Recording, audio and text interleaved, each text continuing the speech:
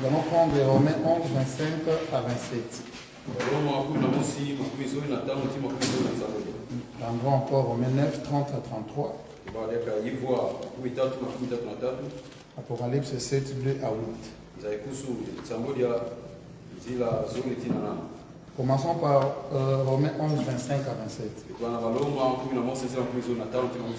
Car je ne veux pas, frère, que vous ignorez ces mystères, afin que vous ne vous regardiez point comme sages. C'est qu'une partie d'Israël est tombée dans l'endurcissement, jusqu'à ce que la totalité des païens soit entrée.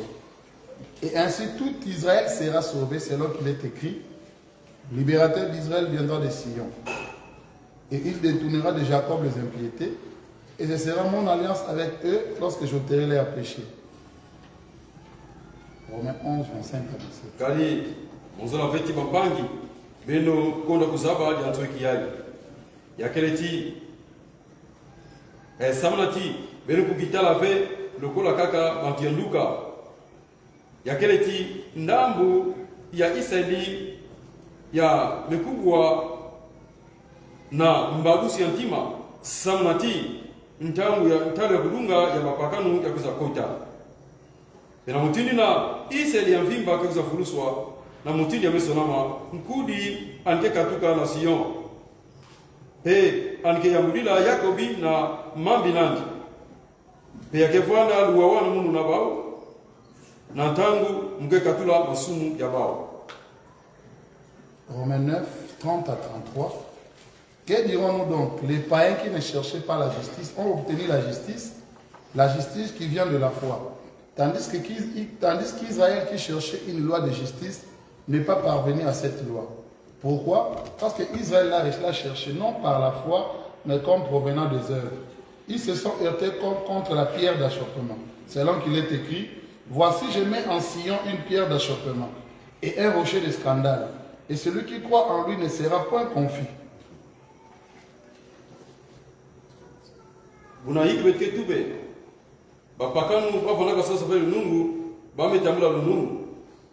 Lunungu inakeka tukaka na kiminu nzoka na Israeli yalvanaka sosa nsiku ya lunungu ani lwa kafe ani lenda kafe na nsiku yango samna hiki kadi Israeli ani sosilaka yau na kiminu ve kanti neti kaka yau keka tukaka na mavanga bamekuza tutana na libanga ya masakuba na mutindi ya sonamaka tala mumetula na Sion litali mosi ya masakuba pe libanga mosi ya mwisuru pe yanina kekuikina na yandi ankefuisa ntoni ve. Enfin, nous prendrons Apocalypse 7, 2 à 8. Je vis un autre ange qui montait du côté du soleil levant et qui tenait le sceau du Dieu vivant. Et il cria d'une voix forte aux 4 anges à qui il avait été donné de faire du mal à la terre et à la mer. Il dit, ne faites point de mal à la terre, ni à la mer, ni aux arbres, jusqu'à ce que nous ayons marqué le sceau le front des serviteurs de notre Dieu. Et j'entendis le nombre de ceux qui avaient été marqués du sceau, 144 000, de toutes les tribus des fils d'Israël. De la tribu de Juda, 12 000 marqués du sceau, de la tribu de Ruben, 12 000, de la tribu de Gad, 12 000, de la tribu d'Aser, 12 000, de la tribu de Nephtali, 12 000, de la tribu de Manassé, 12 000, de la tribu de Siméon, 12 000, de la tribu de Lévi, 12 000, de la tribu d'Isaacar, 12 000, de la tribu de Zabulon, 12 000, de la tribu de Joseph, 12 000, de la tribu de Benjamin, 12 000 marqués du sceau. Mumonaka mbasiankaka yani tiongukaka na tinina kebimina kantamu pe anisimbaka kidimbu ya nzambi ya moyo panibokaka na ndinga ya ngolo na bambasi hiya na bau ya pesamaka basala yimbi na ntoto pe na yimbu pe anitubaka beno sala yimbi pe na ntoto to na yimbu na bayinti pe fe ti na tangu beto ketula kidimbu na mbunzu ya bisadi ya nzambi ya beto pe muku waka ntalu ya baina tulwaka kidimbu ya kele kama mosi makumi iya na maiya ya mafunda na makanda nyonso ya bana ya Israeli dikanda ya Yuda afunda 10 na zole. Tulwaka kidimbu likanda ya Lubeni afunda 10 na zole. Likanda ya Gad afunda 10 na zole. Likanda ya Aser afunda 10 na zole. Likanda ya Neftali afunda 10 na zole. Likanda ya Manase afunda 10 na zole. Likanda ya Simeon afunda 10 na zole. Likanda ya Levi afunda 10 na zole. Likanda ya Isakar afunda 10 na zole. Likanda ya Zabulon afunda 10 na zole. Likanda ya Yosefi afunda 10 na zole. Likanda ya Benjamin afunda 10 na zole. Tulwaka kidimbu.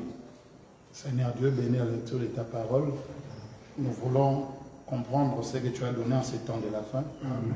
Parce que tu as dit que quand les sons s'ouvriront, nous allons enseigner des doctrines que les gens attaqueront avec violence, disant que c'est faux. Et nous devons voir ces doctrines qui seraient contraires aux fausses révélations, parce que nous avons vu que les fausses lumières précèdent toujours la vraie lumière.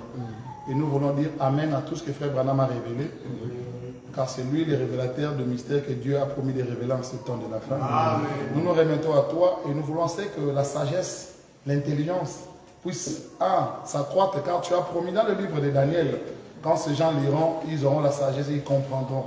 Et plusieurs seront blanchis en ces temps-là. Toi, Daniel, dors. Mais en ces temps-là, plusieurs liront et comprendront ce livre.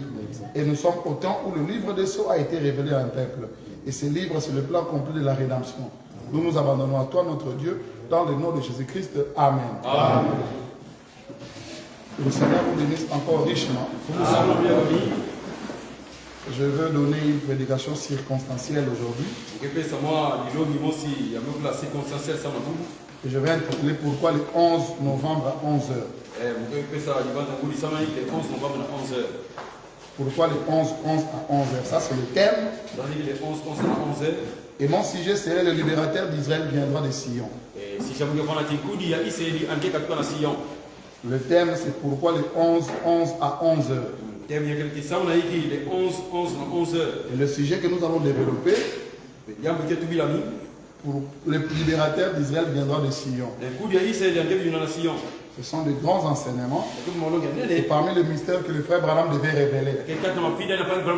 Dans les écritures que nous avons lues, quand frère Branham réplique ces écritures dans Messieurs et c'est le signe du temps de la fin. Parce que frère Branham, quand il prêche l'absolu le matin, il dit à son église, revenez le soir, je vais prêcher un message prophétique. Donc, Messieurs et c'est le signe du temps de la fin est un message prophétique. Et dans cette prédication, frère Branham va citer quelques mystères. Et au paragraphe 246, frère Branham va citer le deuxième mystère. Que cet ange est censé révéler. Il dit le deuxième mystère est le mystère de l'aveuglement d'Israël. Pendant cet âge. Romains 11, 25. Alors il y a encore un mystère qu'il va encore citer. C'est le quatrième mystère où il est dit ceci. Je vais le chercher rapidement. Paragraphe 248. Le quatrième mystère, c'est celui de l'église du Nouveau Testament formant un seul corps, composé à la fois des juifs et des gentils. Ephésiens 3, 1, 11, Romains 16, 25, et aussi Ephésiens 6, 19, Colossiens 4, 3.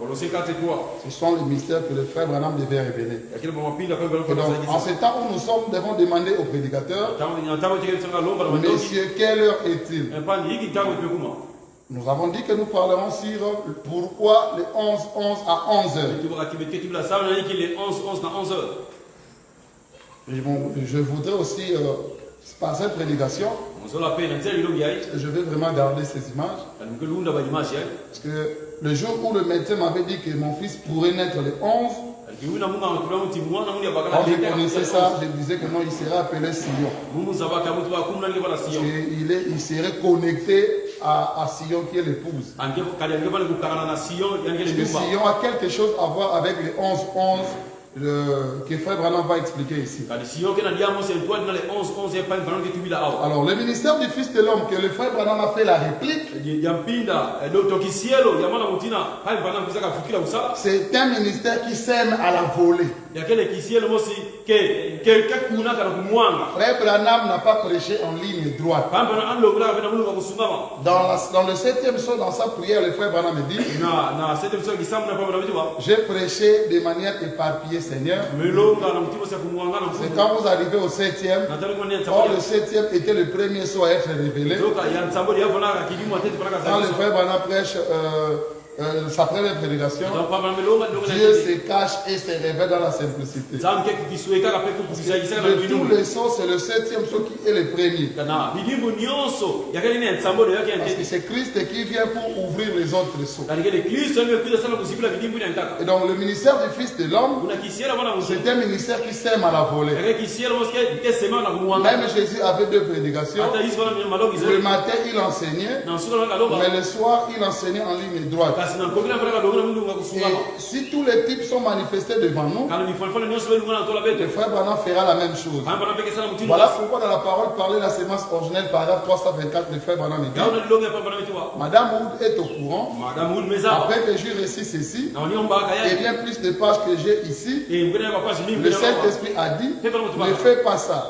N'est-ce pas que je vous ai appelé Madame Wood, et que j'ai dit, il m'a dit de ne pas faire ça. Alors je suis retourné prier. Et cette nuit-là, il est venu à moi dans une vision et il m'a dit: va faire ceci, prends ceci et place-les là. Parce que ceci, ils ne vont pas les comprendre.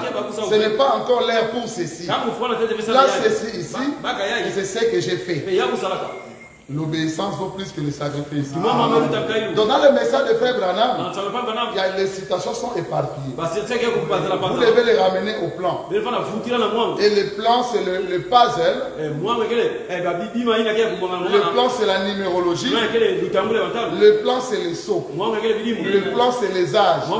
Et des âges sortent les trompettes. Non, des âges sortent des sceaux. Des âges sortent les sceaux. Des sceaux sortent les trompettes. Et des trompettes sortent des coupes. C'est ce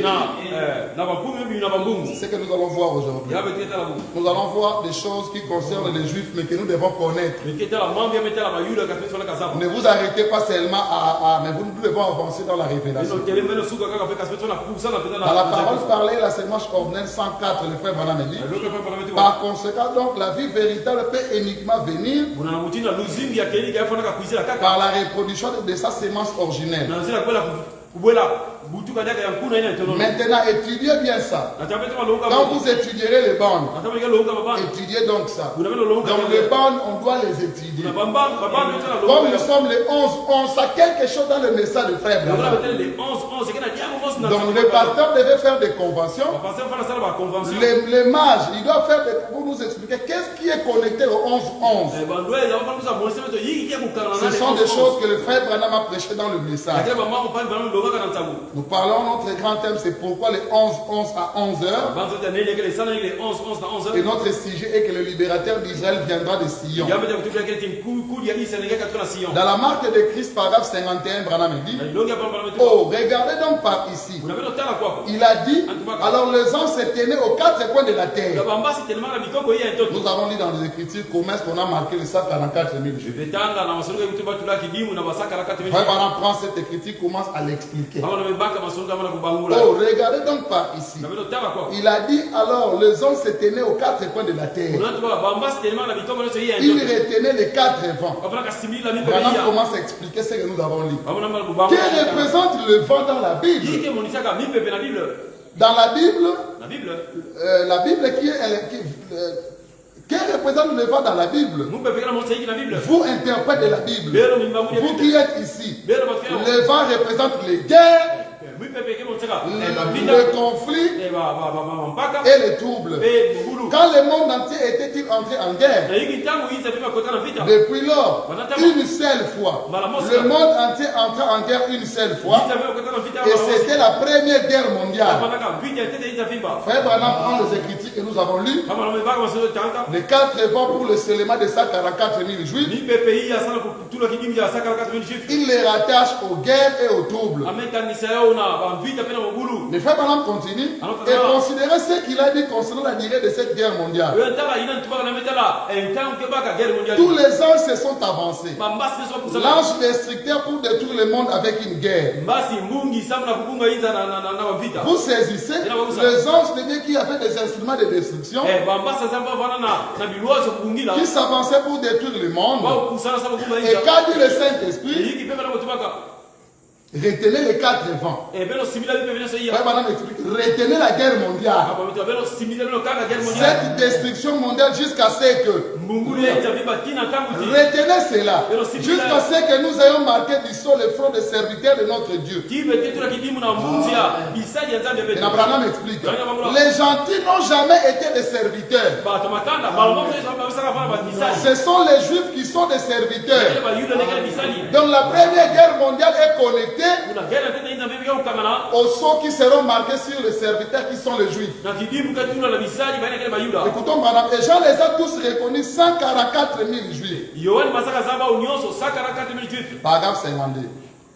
Écoutez, Dieu va plus loin maintenant en disant, retenez maintenant ces guerres. Ne laissez pas une destruction totale, une annihilation totale survenir avant que nous ayons scellé 144 000 juifs. Alors à ce moment-là, suivez ce qui est arrivé. Le monde entier entra en guerre. Mais tout à coup, la première guerre mondiale s'arrêta. Personne ne connaît aujourd'hui les raisons de son arrêt. Personne n'a donné des ordres pour l'arrêter. Mais elle s'est arrêtée le 11 novembre. Le 11e mois de l'année à la 11e heure du jour. Pourquoi les 11 à 11 heures? Madame dit pourquoi? Il répond afin que les gens de la 11e heure, c'est-à-dire les derniers gens, les juifs, puissent entrer. Je veux que les gens, ce sont des choses que les gens n'ont pas l'habitude d'écouter. Nous allions dans une grande église à Kinshasa depuis de 15 000 membres. Et nous avons essayé de faire voir à notre rabbin que les juifs ont déjà été scellés. Et ils ont été scellés par rapport à la première guerre mondiale. Il n'a pas compris. Parce que lui attend toujours Élie et Moïse. On va voir cela en continu. Madame dit, il a dit, certains sont venus à la première heure et ils ont reçu un denier. Et ainsi de suite. Et les gens de la 11e heure ont reçu aussi un denier comme ceux du commencement. Les gens de la 11e heure. Et je veux que vous remarquez qu'à ce moment-là, Jean a reconnu les Juifs. Ce n'est pas moi, je devais lire que Branham. Dites Amen, même quand on ne prêche pas que vous êtes de Dieu. Ça, vous êtes de Dieu en toutes circonstances. Même quand on parle des Juifs. Tous les livres d'Apocalypse vous est révélé par Frère Branham. Il révélera Apocalypse 1 à 3 les âges de l'Église. Il révélera l'Apocalypse 4 à 19. Quels sont les événements qu'on trouve d'Apocalypse 4 à 19? L'enlèvement de Jean, Apocalypse 4. Les noces au ciel. L'ouverture des sceaux. Là nous sommes au ciel. Et sur la terre il y a le scellement de 144 000 juifs. Comme lui Branham, il est aussi, fait partie de l'épouse de Jean, il est aussi l'ange qui est sur la terre au moment de cette venue. C'est comme ça, tout bon incrédule ne croit pas qu'Apocalypse 10 est accompli. Parce qu'il connaît la logique. Apocalypse 10 n'a rien à voir avec les nations. Apocalypse 10 c'est pour les Juifs. Frère Branham dit c'est l'ange puissant qui va tout droit aux Juifs. Donc vous ne pouvez pas prêcher Apocalypse 10 sans montrer clairement le scellement de 144 000 Juifs. Quand nous verrons le méli-mélo du prédicateur, nous allons voir tout cela dans le détail.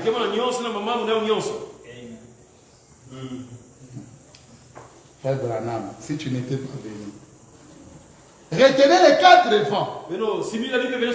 Alors à ce moment-là, il faut que les Juifs entrent. Jean a reconnu tous les Juifs. Il connaissait leur rang militaire. Il connaissait leur nom selon les tribus. Jean étant lui-même un Juif, il a dit tous ceux-ci sont les fils d'Israël. Les ouvriers de la 11e heure. Les ouvriers de la 11e heure, ce n'est pas toi et moi. Je sais qu'une écriture peut avoir plusieurs applications. Mais l'application stricte est que les ouvriers de la 11e heure, parce que nous sommes les fils, mais les Juifs sont les ennemis du temple. Nous ne sommes pas les ouvriers de la 11e heure. C'est pour nous qui vont travailler. Dans le sort de Dieu, paragraphe 276, le frère Branham dit au paragraphe 276, maintenant observez-les. Il a dit retenez cela. Jusqu'à quand? Jusqu'à ce que les ouvriers de la 11e heure puissent entrer. La maman travaillait là. Le papa et les autres ont travaillé ici. La grand-mère avait travaillé là loin. Ceci est notre âge, la 11e heure. Cette guerre mondiale s'est arrêtée au 11e mois de l'année. Le 11e jour du mois. Le 11e heure de la journée. À la 11e minute de l'heure.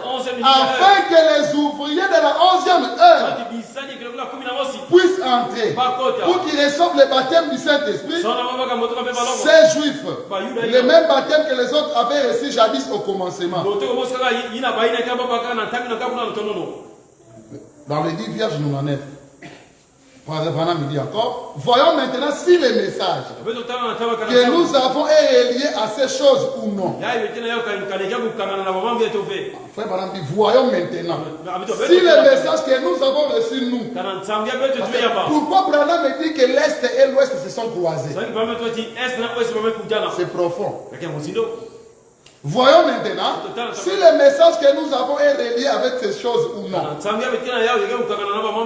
Car à l'heure même où, par une signature, Israël était reconnu comme une nation, à cette heure même, le même jour, le même mois, j'étais à Greensmill.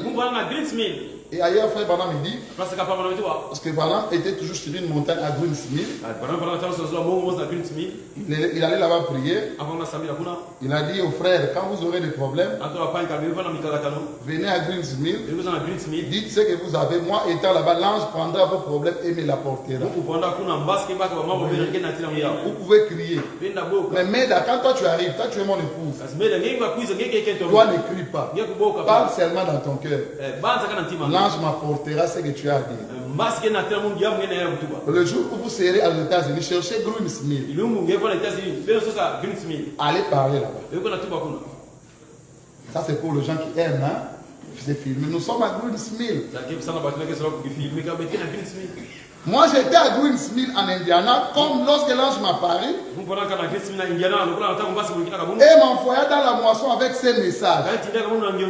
Après qu'il m'y rencontré près de la rivière et qu'il m'y dit ce qui arriverait 11 ans plus tard, à l'heure même où Israël était reconnu comme une nation, j'ai recevé mon ordre de mission. Tout cela était relié. Branham et Israël. Qu'est-ce qui est relié? Comme ça, j'ai dit à un rabbin, cher pasteur, arrêtez parce que tu risques de te déplumer pour ces choses. Parce que l'épouse n'a jamais été le serviteur. Les serviteurs sont les Juifs. Dans question réponse sur les Hébreux première partie. Si nous sommes d'abord après les sceaux. Branham a une révélation qui est constante. Au paragraphe 42, il dit, et les gens se demandent comment la guerre mondiale. La première guerre mondiale, regardez, elle s'est arrêtée le 11 novembre à 11h du matin. Et immédiatement après cela, le baptême d'eau au nom de Jésus et le baptême du Saint-Esprit ont été révélés à l'église. Au moment où les ouvriers de la 11e heure étaient scellés.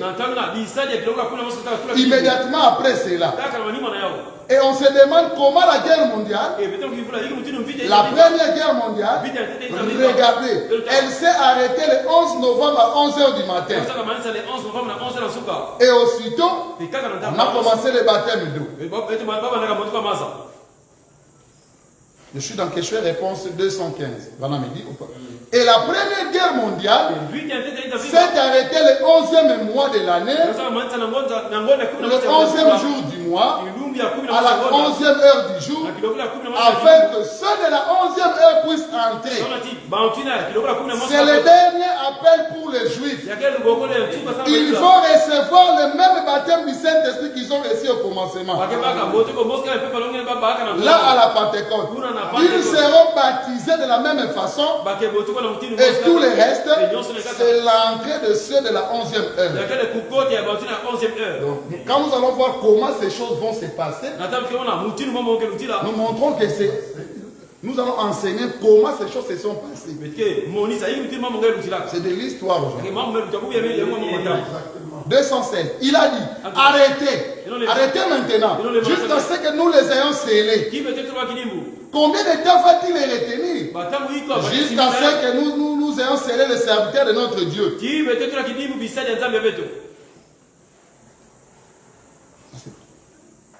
Plusieurs citations qui disent la même chose. Je suis dans la marque de la bête 51. Oh, regardez donc par ici. Il a dit, alors les gens se tenaient aux quatre coins de la terre. Ils retenaient les quatre vents. Quel représente le vent dans la Bible? Le vent représente les guerres, les conflits et les troubles. Et le 11 novembre à 11h, la première guerre mondiale s'arrêta pour sceller ces Juifs. Je prends la 70e semaine de Daniel, 149. Donc, nous nous retrouvons maintenant au bout d'une période de 40 ans. Où les Juifs sont rentrés depuis la première guerre mondiale. Ils sont retournés dans leur propre pays.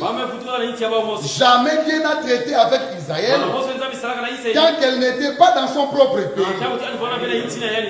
Mais la frère Branham, nous comprenons que les 11 à 11h, c'était la fin de la première guerre mondiale. Et cela était un but pour que le 144 000 Juifs, que tu appelles les serviteurs, soient scellés. Maintenant, comment cela va se faire? C'est dans l'écriture que nous avons lu que le libérateur d'Israël viendra de Sion. Maintenant, c'est quoi Sion? En parlant de Sion, mes frères, ne mettez plus en tête l'ancienne Jérusalem. Quand nous parlons de Sion, Sion c'est l'épouse. Dans Hébreux 12, 21 à 23, la Bible dit, et ce spectacle était si terrible que Moïse dit, je suis épouvanté et tout tremblant. Mais vous vous êtes approché de la montagne de Sion, de la cité du Dieu vivant, la Jérusalem céleste, de myriades qui forment le cœur des anges, de l'assemblée des premiers-nés, inscrit dans le cieux, qui juge qui est le Dieu de tous, écoutez, des esprits de justes parvenus à la perfection. Donc la montagne de Sion, c'est la cité du Dieu vivant. C'est la Jérusalem céleste. qui est formé de myriades et de myriades d'anges. Et ces anges forment l'assemblée des premiers-nés inscrits dans le ciel. Et ce sont des esprits de justes parvenus à la perfection. Donc moi, personne ne peut dire que je ne suis pas parfait, non. Parce que je fais partie de cette montagne de Sion. Et dans Galates 4, 24 à 26, la Bible dit, ces choses sont allégoriques. Je ne sais même pas. L'allégorie, c'est une comparaison dans le syllogisme. Pagnat, c'est ça?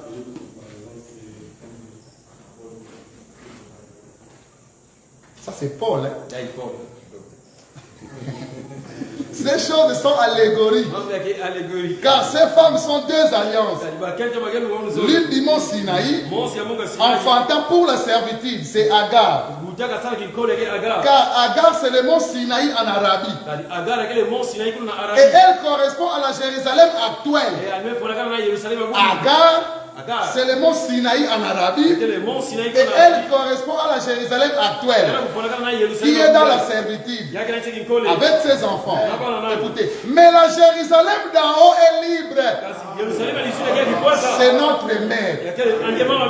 Donc notre Jérusalem n'est plus cette Jérusalem-là, qui est siégée par les Palestiniens. Mais notre Jérusalem en nous, et d'en haut, c'est notre mère. Et dans la demeure future de l'époux céleste et de l'époux terrestre, au paragraphe 386, le frère Branham dit, c'est le temps de la fin. Là où nous vivons maintenant, le mariage et le divorce, et la prostitution, et quoi encore? En ces temps-là, le germe de l'éternel aura de la magnificence et de la gloire. Le fruit du pays aura de l'éclat et de la beauté.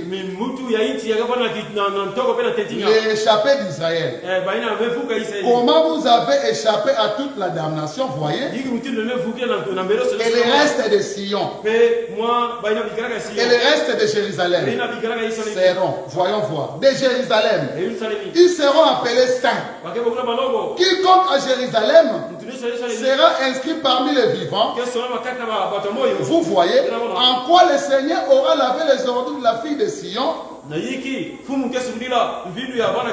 Souvenez-vous, Sion c'est toujours l'épouse, vous voyez, est purifiée. Jérusalem du sang. Frère Branham montre que Sion c'est toujours l'épouse. 398 demeures futures. Sur ces trônes, au sommet à 1500 000. Non, 2400 km. De haut, le monde entier verra la lumière du monde. Jésus assis sur le trône, au sommet du monde. Parce que les frères n'ont pas compris. Les frères n'ont pas compris que la ville est pyramidale. Et quand la ville pyramidale descend, vous qui êtes en bas, vous voyez une cube. Mais c'est la pyramide. La ville est pyramidale. Dans la vision, nous sommes dans la vision. La vision montre une ville pyramidale. On dit Jésus assis sur le trône au sommet. Au sommet du monde. Au sommet de l'église. Au sommet de la montagne de Sion. Qui est à 2400 km. Comparé à la moitié de la taille des États-Unis. Et qui serait tellement haut qu'on peut le voir du monde entier. À 2400 km de haut. Une ville pyramidale. Maintenant, toi ne mets pas que Jésus que voit le trône. C'est la pierre de fête qui descend dans la ville. Dans l'âge de l'église de Philadelphie, paragraphe 277, Branham dit, nous parlons d'abord de Sion, d'où vient le libérateur d'Israël. Eh bien, quel est le nom de Dieu? Jésus. Si vous voulez noter ceci, il s'est fait tard pour nous. Ephésiens 3:15. Très bien. Eh bien, très bien. Et le nom de la ville de mon Dieu, qui est Sion, la nouvelle Jérusalem, qui descend du ciel, d'auprès de mon Dieu. J'écrirai sur lui Si vous voyez très bien, c'est toujours les mêmes noms. Si vous avez déjà saisi cela, j'écrirai sur lui le nom de la ville de mon Dieu, qui est la Nouvelle Jérusalem. Vous voyez, la Nouvelle Jérusalem. J'écrirai sur lui la Nouvelle Jérusalem. Eh bien, l'épouse ou l'église, c'est la Nouvelle Jérusalem. Combien savent cela? L'église elle-même est la Nouvelle Jérusalem. Branham vous pose la question, vous croyez cela? La montagne de Sion, la Nouvelle Jérusalem, c'est l'église ou l'épouse. Parce que l'épouse est aussi une église. Parce que dans la définition première d'une église, ça veut dire sortir hors d'eux. Quand nous sortons de la Odyssée, nous commençons encore une église que Branham appelle l'âge de l'épouse.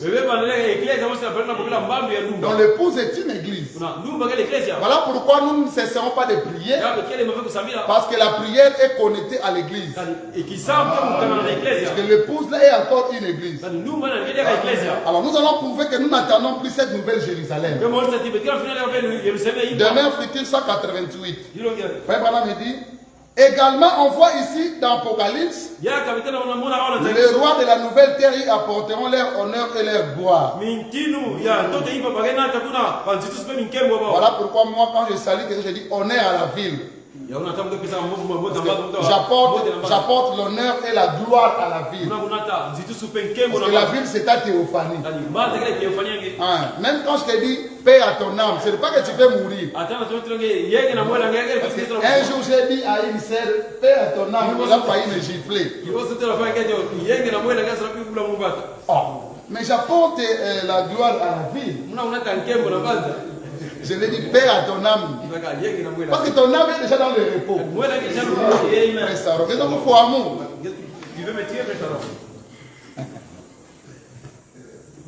Et on a passé toute la nuit, on ne se parlait pas. Parce qu'on lui a dit paix à ton âme. Parce qu'il a écrit, il dit, les rois de la nouvelle terre, c'est moi le roi. Ils apporteront leur honneur et leur gloire. Honneur à la ville et paix à vos âmes éternelles. Écoutons Branham, la nouvelle Jérusalem est sur cette terre. Vous voyez, elle est seulement changée. C'est ça le paré de Komi. Les choses ne sont pas annulées, mais les choses ont changé. Donc il faut trouver la nouvelle Jérusalem pour dire paix à ton âme, Charlie. Honneur à la ville.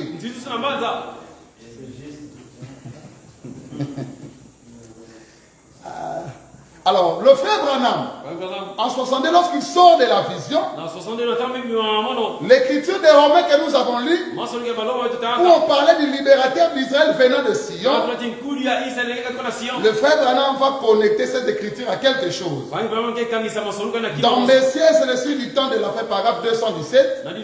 Frère Branham me dit, je me suis retrouvé dans un coin quelque part. Je pouvais entendre ma femme en train de secouer une porte.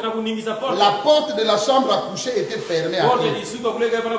Ma Bible était ouverte et je lisais. Je ne sais pas. Mais c'était, je crois, dans Romains chapitre 9. Les derniers versets qui disaient ceci. Voici, je mets en Sion une pierre angulaire. Une pierre d'achoppement. Une pierre angulaire précieuse. Et celui qui croit en lui ne sera pas confus.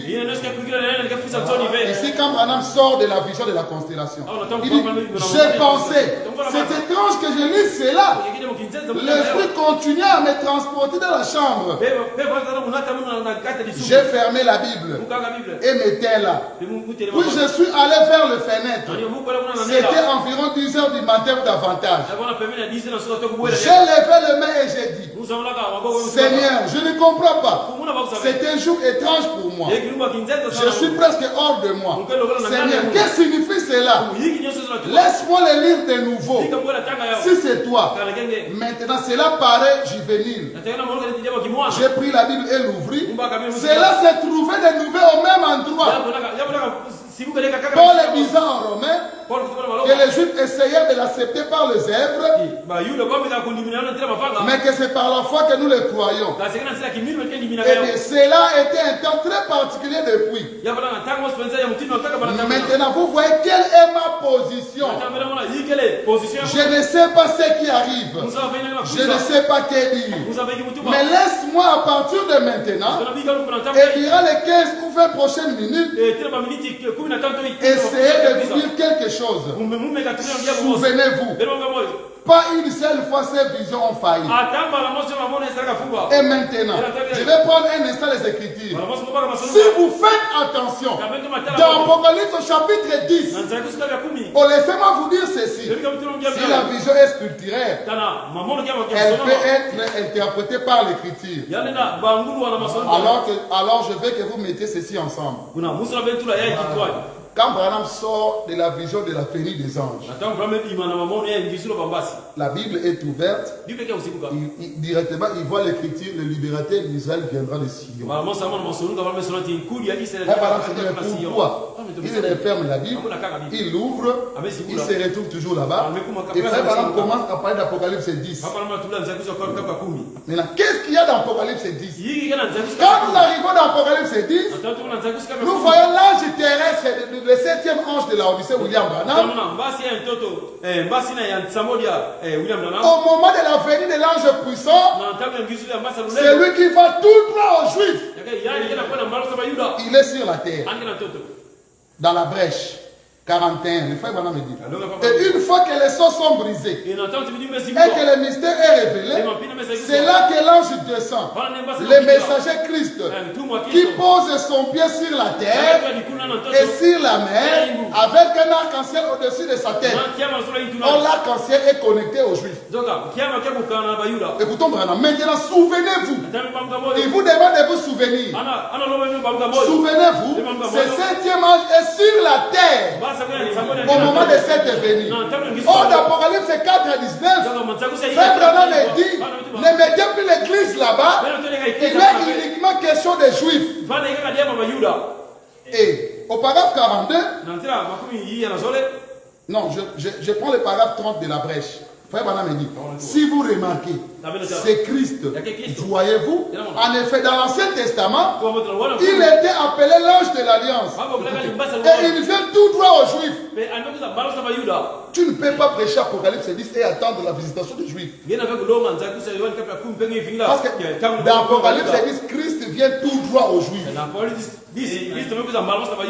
Que ça soit dans le sens contraire. Quand vous ne croyez pas Apocalypse 10, c'est parce que vous ne croyez pas que Jésus a déjà visité les Juifs. Quand vous croyez Apocalypse 10, vous devez voir le libérateur d'Israël venant de Sion.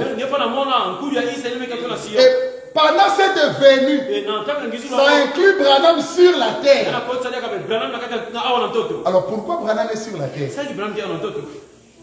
Parce que l'ange qui descend, l'ange qui descend est une pyramide. Frère Branham aussi qui est sur la terre est une pyramide.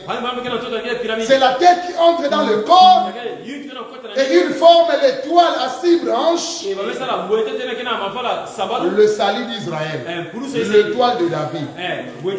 Dans la parole parlée, la sémence originelle, paragraphe 47, le frère Branham dit, et le voici qui revient au chapitre 10.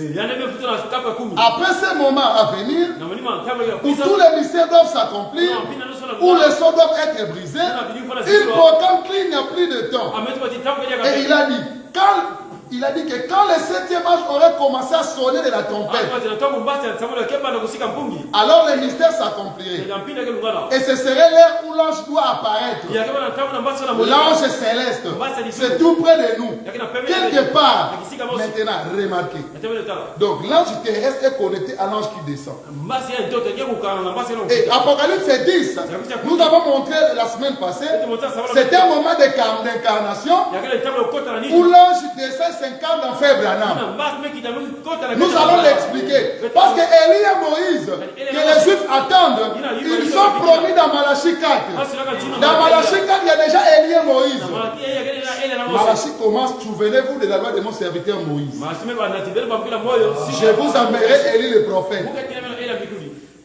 Et remarquez, on va le voir quand on va développer.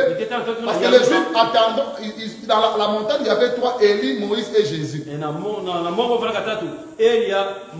Et qu'est-ce qui s'est passé? Lorsqu'on arrivera à la nuée, Élie et Moïse se sont engouffrés en Jésus. Et quand Pierre, Jacques et Jean, frère Manon dit, ils représentent les 144 000 Juifs, ils ont levé les yeux, ils n'ont vu que Jésus seul. Voilà pourquoi les libérateurs d'Israël, ils viennent de Sion. Dans le saut de Pâques, on va arriver. Paragraphe 257, le saut de Pâques. Le frère Branham dit, comme sur la montagne de la transfiguration, là où tous les prophètes et tout le reste, c'est terminé. Tous les jours des luthériens, des méthodistes, des presbytériens, ils sont très bien. Mais celui-ci est mon fils bien-aimé. Écoutez-les. La parole pour cette terre aussi, l'heure de saut. On doit écouter. Un fils. Le frère Branham comprend ce qui est arrivé dans Matthieu 17. On doit écouter, c'est l'ère de saut. Il continue. Quand tous les mystères d'avant, qui avaient été cachés pendant toutes ces années, que cette grande pyramide du temps était coupée à la pierre de fête,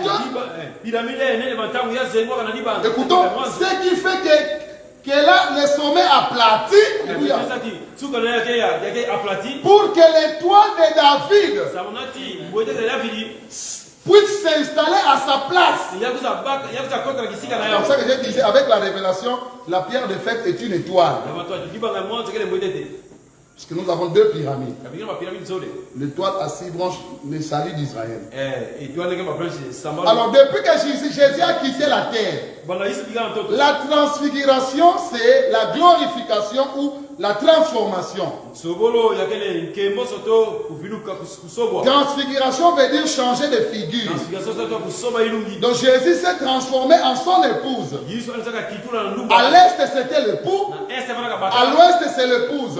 Et frère, voilà dans le chef de paragraphe 104, il dit l'épouse doit accomplir tous les Nouveaux Testaments. Maintenant, si les Juifs seront scellés dans le Nouveau Testament, il faut prendre l'épouse, c'est eux qui doivent sceller les Juifs. Paragraphe 104, le chef-d'œuvre. Frère Branham dit Jésus n'a accompli que l'Ancien Testament. Tous les Nouveaux Testaments doivent être accomplis par l'épouse. Voilà pourquoi dans le message, c'est le suite du temps de la fin. Non, je suis dans la brèche. Frère Branham me dit mon message, c'est d'accomplir tous les mystères. Il ne dit plus révéler. Il dit c'est d'accomplir tout ce qui est dans les livres. Maintenant, toi prends ce qui est dans les livres et je te montrerai comment Branham l'a accompli. Je suis dans le lever du soleil 242. Frère Branham me dit, mais souvenez-vous, il est allé là-bas avec vous en lui. Voyez-vous, Dieu n'avait pas encore séparé l'épouse de l'époux. À ce moment-là, donc quand Dieu a abaissé les regards vers le corps de Christ, il a vu les deux, l'homme et la femme. Tout a été racheté dans ce corps-là. Vous voyez, ils sont un. La même parole qui parlait de l'époux, parle de l'épouse. Et dans les hommes en prison, 116, le frère Branham dit, les ministères doivent être semblables. Au point qu'il a dit, je vois certains de vous inscrire le passage de l'écriture. Saint Jean 14 et 12. Celui qui croit en moi fera aussi les œuvres que j'ai faites. Vous voyez, les œuvres prêchées aux perdus, guérir les malades, et ainsi de suite. Puis-je le dire comme ceci? Le ministère de Jésus-Christ s'est réincarné dans son église en ces derniers jours. C'est ça que beaucoup de nous croient. Je le crois avec vous. Je crois ceci. Si ce n'était pas le cas, je ferais quelque chose d'autre à ce sujet. Vous nous suivez. Parce qu'après tout, c'est moi qui suis concerné dans ceci. Donc le ministère de Jésus réincarné. Parce que les Juifs attendent Jésus qu'ils ont percé. Et frère Branham dit qu'ils ont percé par des créneaux. Ces Juifs-là, il est réincarné dans une épouse. Et frère Branham dit, l'épouse peut être représentée par quelqu'un. Ndumba andaka monkuzo na mutu mosi. Fête des trompettes 240.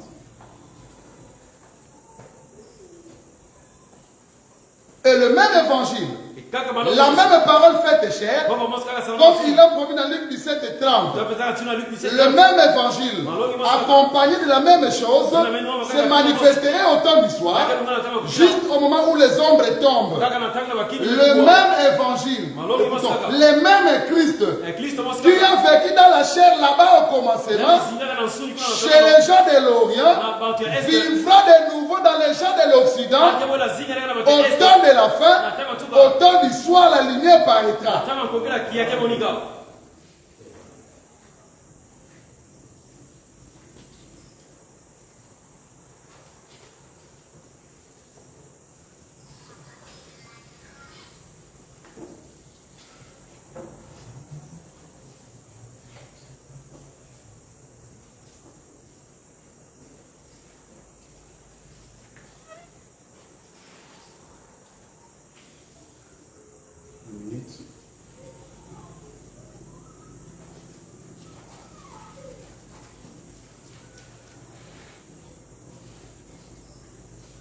Mais nous sommes dans la fête des trompettes. La fête des trompettes, ça c'est 94. Et voilà, on dit, souvenez-vous, parce que les Juifs, le rassemblement des Juifs, Frère Branham dit, ce sont les trompettes. Quand nous sommes rassemblés par le sceau, les Juifs, les rassemblements sont les trompettes. Dans la fête des trompettes, ça 54. Frère Branham dit, souvenez-vous, chaque trompette a sonné sous le 6e sceau. C'est seulement là qu'elles ont sonné. Oh mes frères Branham, ça devient curieux. Comment est-ce que les trompettes qui concernent les Juifs, quand tu les ramènes dans le 6e sceau, il dit, souvenez-vous, souvenez-vous. Souvenez-vous, chaque trompette a sonné sous le 6e sceau. C'est seulement là qu'elles ont sonné. Et dans les âmes en prison, maintenant, ça 36, les frères Branham dit. Et souvenez-vous, dans ce 6e sceau, alors que les 7 trompettes sonnent toutes sous ce 6e sceau, quand nous y viendrons, vous les verrez. Chaque trompette de 7 a eu lieu pendant ce 6e sceau. Ça 47, la fête des trompettes. Les rassemblements d'Israël, ce sont les trompettes. Les trompettes servent à rassembler Israël. Remarquez la toute première trompette qui sonne. Le sang, le feu, la grêle, et tous sont jetés ça et là sur la terre. Et remarquez quand Branham expliquait ça, il parlait de la première guerre mondiale de 11 à 11 heures. Il dit, voyez, qu'est-ce qu'il faisait? Il faisait sortir Israël de l'Égypte spirituelle. Voyez-vous, les ramener dans sa patrie. Ça 48, la fête des trompettes. Maintenant, ici, permettez-moi de dire ceci. Chaque trompette qui a sonné sous le 6e sceau. Retenez tout ça. Ce sont des notions importantes dans le message. Donc, les trompettes sont dans le sceau, mais de façon surnaturelle. Les trompettes sont dans le sceau, mais de façon surnaturelle. Maintenant, ici, permettez-moi de dire ceci. Chaque trompette qui a sonné sous le 6e sceau. On va y venir dans quelques minutes. On a eu le sceau. Toutes les trompettes ont sonné sous le 6e sceau. Car en effet, au 7e sceau, il y a eu le silence. Donc, Frère Branham, et c'est comme ça aussi est la Bible. Vous pouvez prendre la Bible. On va, je crois, y arriver. Je ne sais pas si c'est ici. On va y arriver. Je vais aller mollo mollo. On va arriver à ce que Frère Branham montre ici. Il dit, en effet, au 7e sceau, il y a eu le silence. Donc on ne peut pas, Jésus ne peut pas venir et que les Juifs ne sont pas scellés. Pourquoi? Parce que dans la nuée, il y avait Élie et Moïse. Et Branham était là. Et on doit avoir les 144 000 juifs. Représentés par Pierre, Jacques et Jean. On va lire Frère Branham. Sinon les types ont failli. Vous ne pouvez pas prêcher la nuée sans les juifs. Et en réalité, la nuée, c'est l'épouse allant vers les juifs. Voilà pourquoi on dit, chez les nations, la nuée viendra. La nuée, c'est nous allant vers les juifs. C'est nous qui allons vers le Pierre, Jacques et Jean.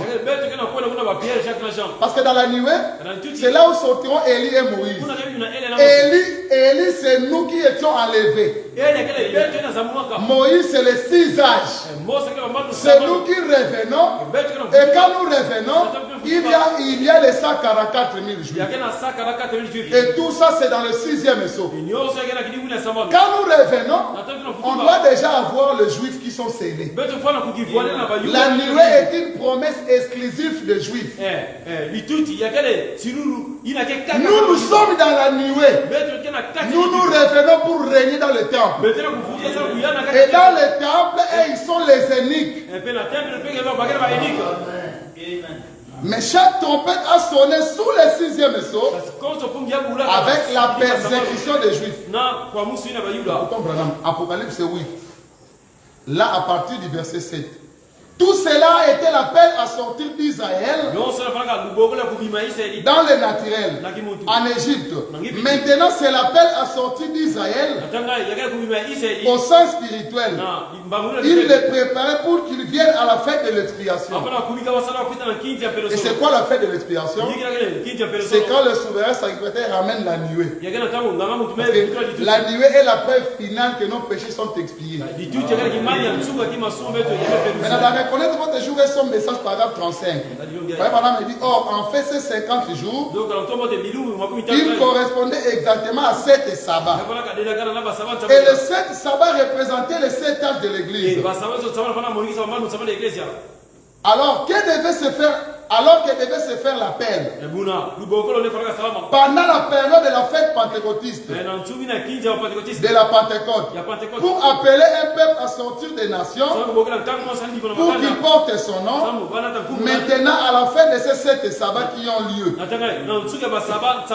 ce devait être le jour de l'expiation, ce qui correspondait aux 7 trompettes. Et les 7 trompettes contenues dans le 6e saut, c'était pour publier un jour de deuil, revenir au sacrifice ou à l'expiation.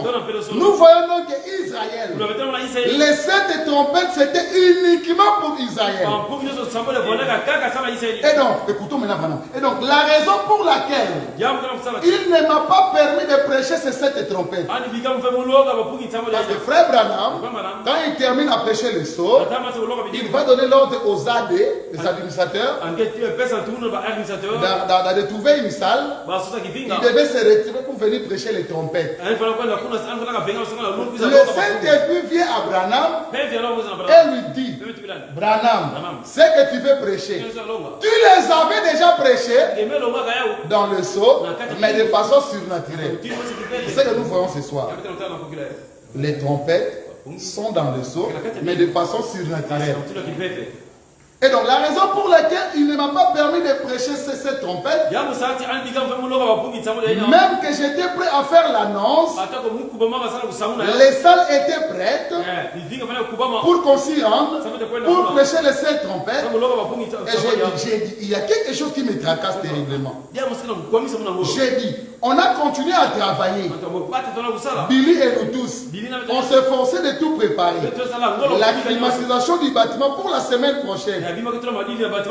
Pour les 7 trompettes, on avait la salle de l'école. Remarquez qu'en haut, Branham dit que les trompettes, c'est exclusivement pour Israël. Mais le Saint-Esprit n'a pas permis que j'aille de l'avant. pour une raison, pour une autre. Et je me suis demandé pourquoi. Mais quand je suis allé en prière, j'ai dit à ma femme, je vais en prière. Et je me suis agenouillé sincèrement devant Dieu pour prier. Et il m'a révélé que ces 7 trompettes ont sonné sous les 6e sceau. Donc quand Branham prêchait le 6e sceau, c'était l'annonce des trompettes. Vous voyez, je l'ai prêché déjà, alléluia, mais de façon surnaturelle. Oh Branham. Maintenant nous allons dans le 6e sceau. Madame dit, je l'ai prêché déjà. Or dans le 6e sceau, c'est que les frères n'ont pas compris. Quand ils ont lu le 6e sceau, ils l'ont lu comme un journal. Or, qui doivent sonner les trompettes, c'est Élie et Moïse. 2 grands prophètes. Maintenant, frère Branham me dit que les trompettes qui sont exclusivement pour les juifs, je les avais déjà prêchées dans le sceau, mais de façon surnaturelle. C'est cette partie surnaturelle que les gens n'ont pas compris.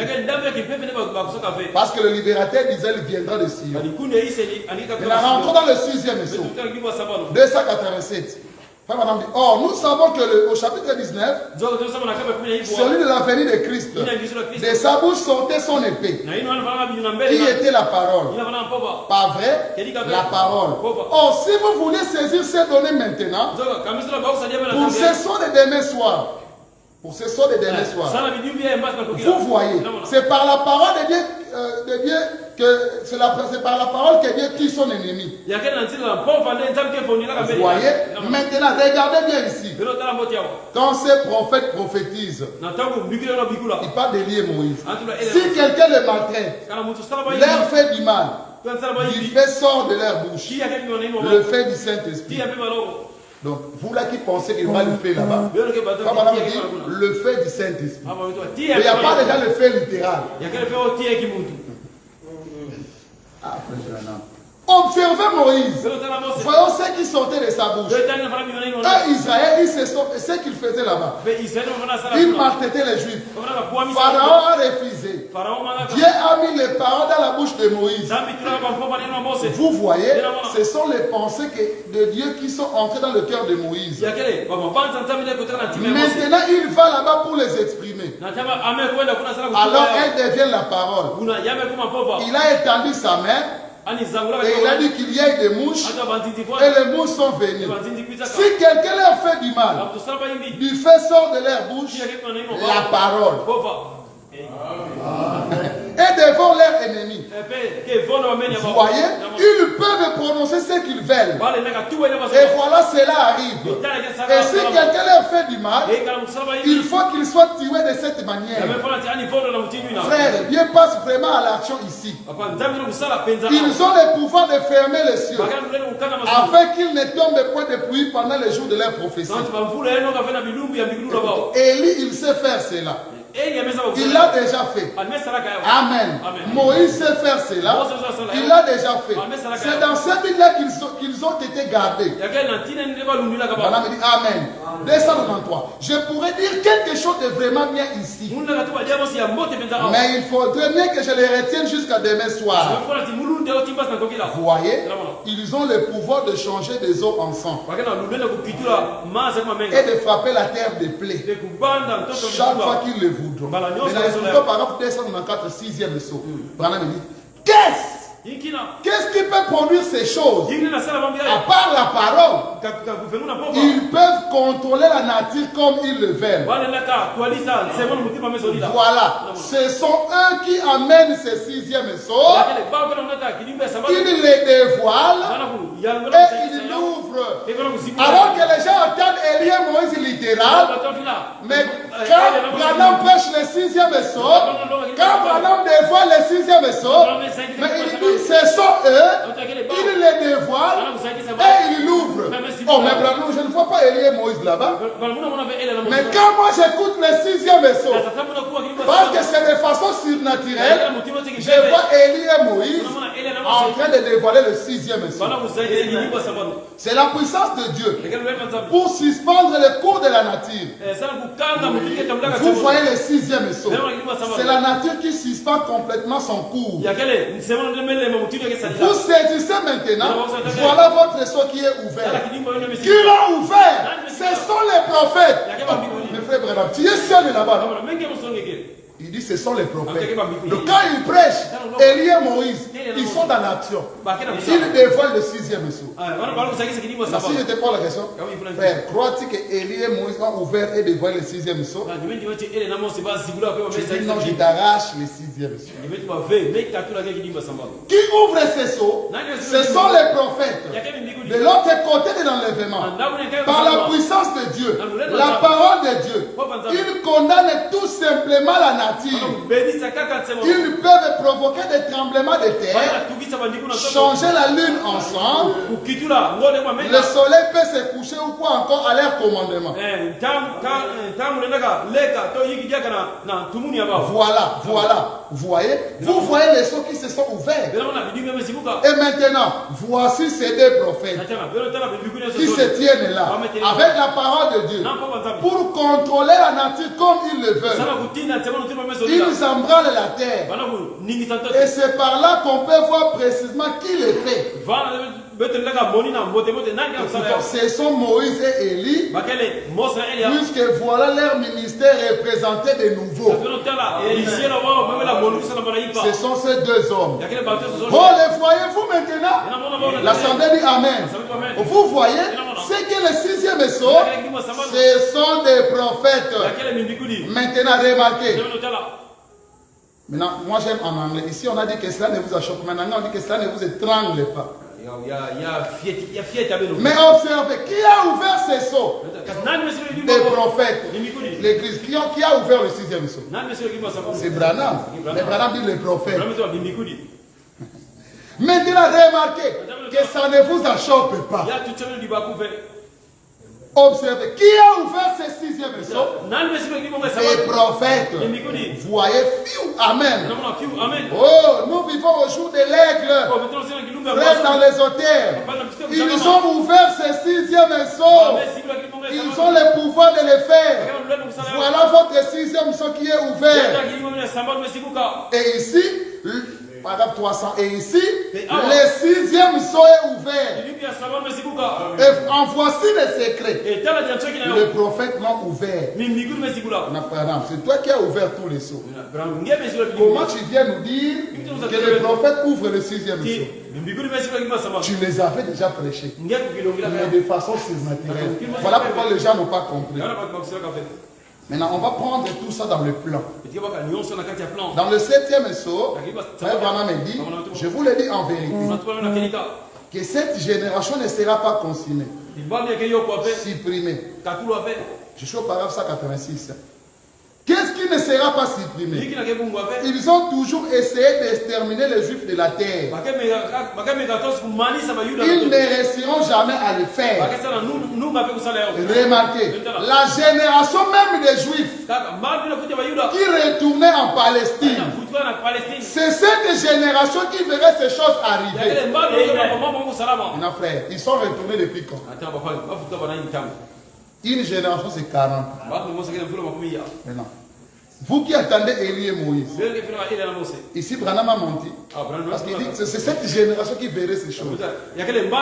Or, cette génération, c'est la génération des frères Branham. Je suis dans le 187. Mais remarquez, la génération même des Juifs qui verrait les retours en Palestine, c'est cette génération qui verrait ces choses. Je suis dans la 70e semaine de Daniel, paragraphe 150. Or, vous vous souvenez, quand les Juifs retournaient, ces Juifs venus des autres pays, le magazine Look a fait un article là-dessus. J'ai lu une copie d'un journal, d'un magazine religieux, qui disait que les avions sont descendus chercher les Juifs qui étaient là très loin en Iran. Et je ne sais pas je ne sais pas quels sont tous les endroits où ils étaient. Et vous avez dit que les bisika nyonso na mavona. Ils étaient dispersés. Ba fana Mais kumwana. écoutons Branham. Oh, ceux-là, Zoka ne baina. ce sont les vrais juifs. Ba ke ba yula kelika. Ceux qui n'ont jamais eu d'occasion. Baina sana fana occasion. Alors, frères, les voilà vos 144 000 juifs. Yo tala ba sakara ka tuni juif beno. Qui sont les 144 000 juifs? Bana ke ba sakara. Tous ces vieux-là gourous qui retournaient en Israël. Ba buta le so ba bulona fuka na Israël. Parce que Branham est sur la terre quand l'ange descend. Brahma ni kana toka Et tout se fait dans Branham. Nyonso sa ka Brahma. Donc quand les juifs reviennent, Ata ba yula ba futukisa. la nuée revient. Parce que Branham va nous dire que j'ai engouffré la nuée. Brahma ke trouver ti munu mutu ba engouffré du tout. Élie et Moïse. Elia na Mose. Élie et Moïse, quand les juifs ont levé les yeux, ils n'ont vu que Jésus seul. Elia eba na tamba yula ba sana meso na ka Yesu ali Mose. Alors je vais prenons la Bible Veto ba ka Bible. pour montrer la visitation des juifs. Sa butala visitation ba yula. Le sceaux sont ouverts au chapitre 6. Bidi mu mesi na kape sambalo. Tous les 6 sceaux ont été ouverts au chapitre 6. Bidi mu so sambalo ya zibloka na kape sambalo. Alors le grand Dieu qui a la sagesse infinie, Nzambi anene ke na nduka meko na ndilo. il ne vient pas briser le 7e sceau. Amza ba kusibula ndima tsambalo ya. Au chapitre 6, on ne trouve que 6 sceaux qui sont brisés. Na kape sambalo tena ka bidi mu sambalo mesibuka. Quand vous prenez votre Bible, même vous là qui ne croyez pas au seulement des Juifs, Ata ben ke trofe quelqu'un. ramenez-moi des déclarations de Branham à la Bible. Beno fu beno nata ba Brahma tu na Bible. Il n'y a que 6 sceaux qui sont ouverts au chapitre 6 de l'Apocalypse. Kaka bidi sambalo ntia kuzibuka na kape ya sambalo nza kusu. Dieu va sauter le chapitre 7. Nzambi ke dumuka kape sambalo ya. Et il s'en va au chapitre 8. Ameko na kape ya nana. Et dans le chapitre 8, Na kape ya nana. c'est là où il y a le 7e sceau. Kuna ndeke na kilimo sambalo ya. Et qu'est-ce qu'on voit dans le 7e sceau? Ibe temo na kilimo sambalo Il n'y ya. a pas de voix. Ndinga kele On ve. constate. Ona mona. Un ange descend, Mbasu il fekita. s'engouffre dans Branham. Amekota kata Brahma. Et Branham dit, Brahma tu ba. ça c'est le 7e sceau. Ya kele kilimo sambalo ya. Donc, et quand vous allez au chapitre 7 de l'Apocalypse, Na tena kuona na kape ya. après l'ouverture de 6 sceaux, Na manima kuziba. parce que la nuée ne peut pas venir, Apocalypse 8, le 7e sceau, Tu na fait quiz à police 8. sans les éléments des Juifs. Quand vous prenez Apocalypse 7, vous trouvez, on doit d'abord sceller les 144 000 Juifs. Donc, le 7e sceau, où la nuée ne peut pas venir sans les éléments des 144 000. Et la même chose se répète encore. Vous allez voir 6 trompettes d'Apocalypse 9. Là, on ne voit que 6 trompettes. Et lorsqu'on arrive au chapitre 10, au lieu que Dieu fasse sonner la 7e trompette, il vient d'abord dans l'Apocalypse 10. Oh, dans l'Apocalypse 10, il y a l'ange terrestre et l'ange céleste qui se font une fusion. C'est ça le 7e sceau. Et après, on vient dans l'Apocalypse 11 où on ouvre le 7e trompette. Et frère Branham me dit que la 7e trompette a les mêmes effets que le 7e sceau. Le 7e sceau révèle le Christ, la personne remarquable. La 7e trompette révèle Joseph. Donc le 7e sceau révèle Christ. La 7e trompette pour le juif révèle Joseph. Joseph qui se révèle aux juifs. Maintenant le frère devait comprendre comment est-ce que Joseph s'est révélé aux juifs. Joseph n'est plus retourné en Israël. Ce sont les juifs qui sont venus en Israël, en Égypte. Ce sont les juifs qui ont entendu ce que Joseph faisait en Israël. C'est ça le réveil de Jacob. Quand Jacob avait entendu le témoignage, la Bible dit que son cœur se réveilla. Joseph ne retournera pas chez les Juifs. Voilà pourquoi Branham dit que l'Est et l'Ouest se sont croisés. Quand frère Branham discerne les pensées, voilà pourquoi quand Branham voulait rentrer chez les Juifs, on lui dit non, non, non, Branham, ce n'est pas ta place. Ce n'est pas le moment. C'est depuis Joseph qui devait retourner là-bas, mais ce sont eux qui devaient revenir.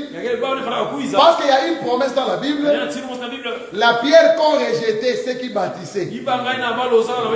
rejetée chez les nations, cette pierre est devenue la principale des langues. Ce n'est plus chez les nations, ce n'est plus chez les juifs, mais chez les nations. Je vais d'abord lire tout ce que je dis ici dans le 7e psaume. Voilà, 62. Maintenant, comme nous le remarquons, ici, ce n'est qu'un seul verset. Alors, nous aimerions faire quelque chose. Si vous remarquez, nous avons sauté le chapitre 7. Le chapitre 6 se termine par le 6e psaume. Mais entre le 6e et le 7e psaume, il y a quelque chose qui arrive. Voilà, et c'est vraiment beau. C'est placé exactement au bon endroit. Entre le chapitre 6 et le chapitre 7. Maintenant, si vous remarquez au chapitre 7, nous remarquons que qu'entre le 6e et le 7e, il y a un intervalle. Un intervalle entre le chapitre 6 et 7 du livre de l'Apocalypse. Et c'est entre le 6e et le 7e psaume que cet intervalle a été placé. Donc nous voulons remarquer ça. Il est très important que nous remarquions ce petit espace du temps. 7e psaume 81. Bon, maintenant, nous allons parler ici du chapitre 7 pendant un instant pour faire un peu le lien entre le 6e et le 7e psaume. En effet, c'est tout ce que nous avons comme données pour nous appuyer. Entre le 6e et le 7e psaume, c'est l'appel d'Israël. Maintenant, frère, comment tu crois au 7e psaume, tu entends encore la visitation des Juifs? Comment tu dis que Jésus est déjà venu? Mais les Juifs ne sont pas encore scellés. Parce qu'avant le 7e psaume, il y a d'abord l'appel des Juifs. Le frère devait réétudier le message.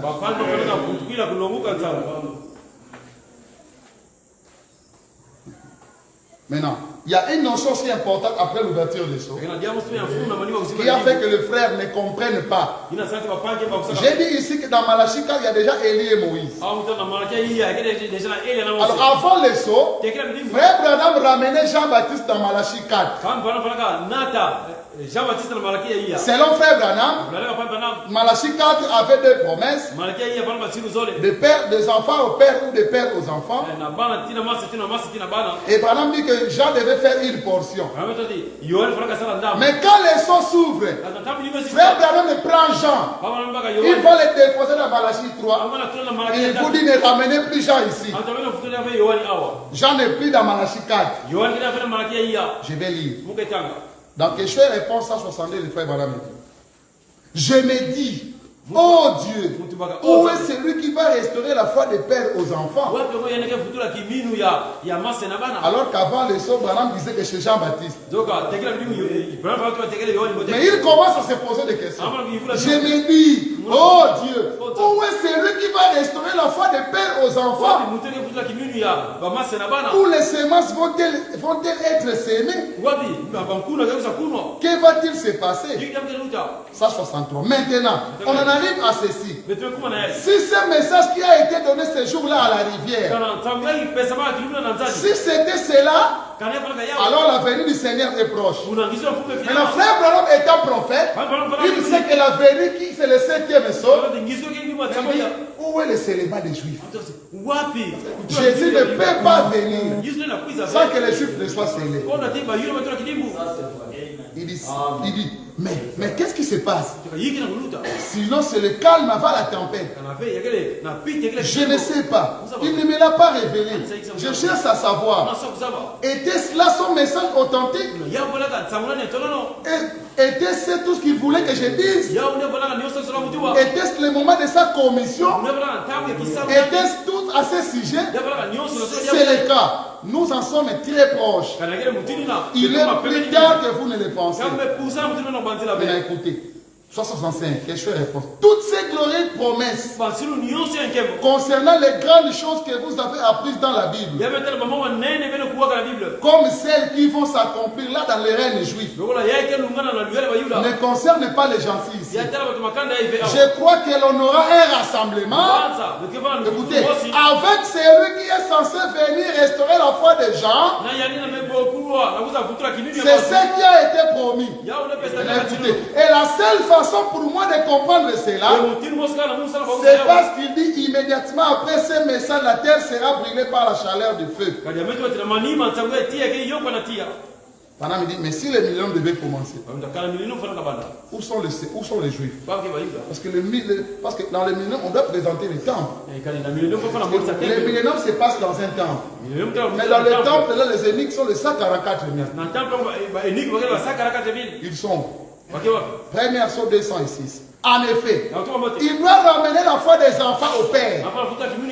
La foi biblique originelle doit être rétablie par le 7e ange. Bien, oh, j'aime vraiment ça. Tous les mystères des sceaux que les réformateurs n'ont jamais pleinement compris. Bon, regardez Malachie 4. Un petit instant. Prenez-le donc simplement en note. Il est un prophète. Il rétablit la foi originelle du Père. Maintenant, nous nous attendons à ce que cette personne entre en scène. Il sera tellement humble qu'il y aura 10 millions de fois 10 millions qu'il ne comprendra pas cet homme. 207 premiers sauts. Vous vous souvenez l'autre jour, quand Jean devait venir prophétiser comme messager avant la venue de Christ, la voix de celui qui crie dans le désert, Malachie l'a vu. Regardez le chapitre 3 de Malachie, c'est la venue de l'Élie qui devait venir comme précurseur de la venue de Christ.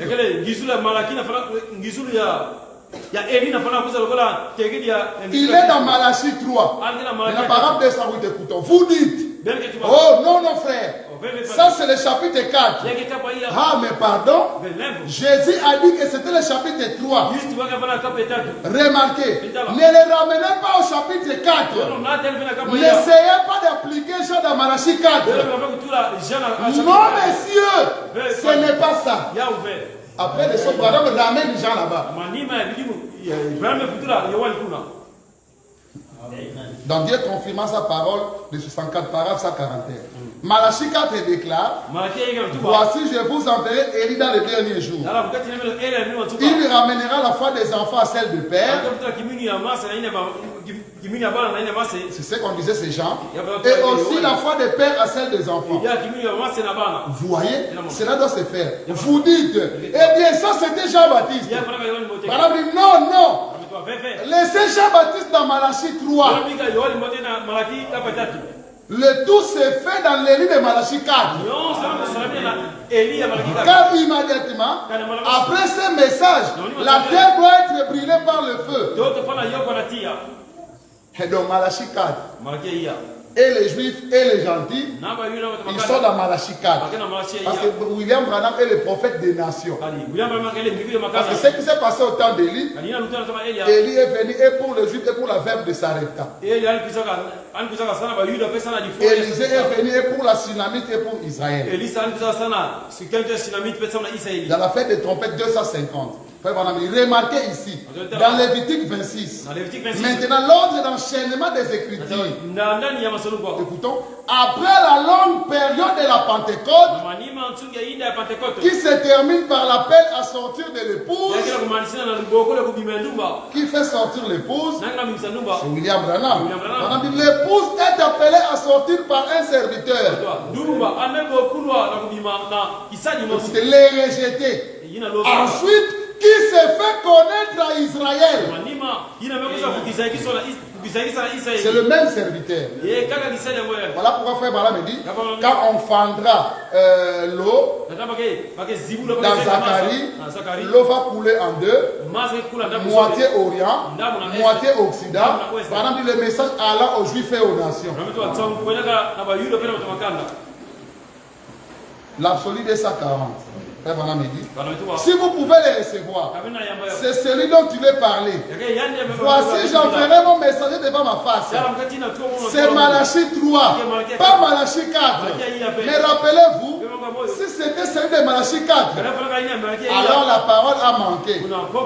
Parce qu'il a dit que, juste à ce moment-là, le monde entier serait brûlé. Et que les justes marcheraient sur le centre des méchants. Ne les mélangez pas. Ne mélangez pas cela, frère. Et nous avons mélangé Jean dans Malachie 4. Alors le ministère messianique ne va pas chez les Juifs. Joseph n'ira pas chez les Juifs. Alors remarquez, les Juifs le connaissaient comme Joseph. Mais quand il est chez les nations, c'est le même Joseph, mais qui reçoit un nom nouveau. Il s'appelle Safnat Panéa. Et les Juifs ne les reconnaissent pas. Mais c'est lui. Et là-bas, il ne s'est pas marié. Mais quand il arrive chez les nations, il s'est marié et il a des enfants. Il ne s'appelle plus Joseph. Il s'appelle Shofnat Panéa. Et il ne parle plus l'hébreu. Il parle l'égyptien. Et Frère Branham me dit, je ferai la réplique du ministère du Fils de l'Homme. Et il dit, l'Élie de Malachie 4, c'est le Seigneur Jésus-Christ lui-même, mais qui vient par un prophète. Faites des trompettes, 148. Maintenant, ici, permettez-moi de dire ceci. Chaque trompette qui a sonné sous le 6e sceau. On va y venir dans quelques minutes. On a eu les sceaux. Toutes les trompettes ont sonné sous le 6e sceau. Écoutez maintenant, 246, la fête des trompettes. La fête de la Pentecôte se termine à la période de la 7e trompette. Car ensuite, c'est la venue du 7e sceau. C'est le mystère de la venue de Christ. Et aussi la trompette sonne pour les Juifs. Parce que le Jésus dit que la 7e trompette a le même effet que le 7e sceau. Leur 6e trompette sonne. Et à ce moment-là, c'est ce qui leur fait connaître le Fils de Dieu révélé. C'était une durée d'une demi-heure. Oh, le demi-heure est connecté au 7e sceau. Donc, les Juifs comprendront le Messie pendant qu'il vient cette demi-heure-là. Leur 6e trompette sonne. Et à ce moment-là, c'est ce qui leur fait connaître le Fils de Dieu révélé.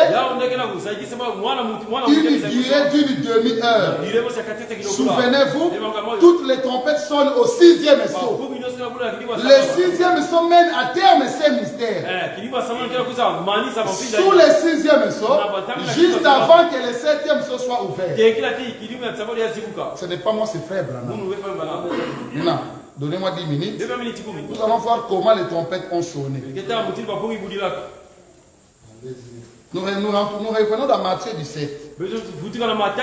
Matthieu 17, c'est ça la seconde venue.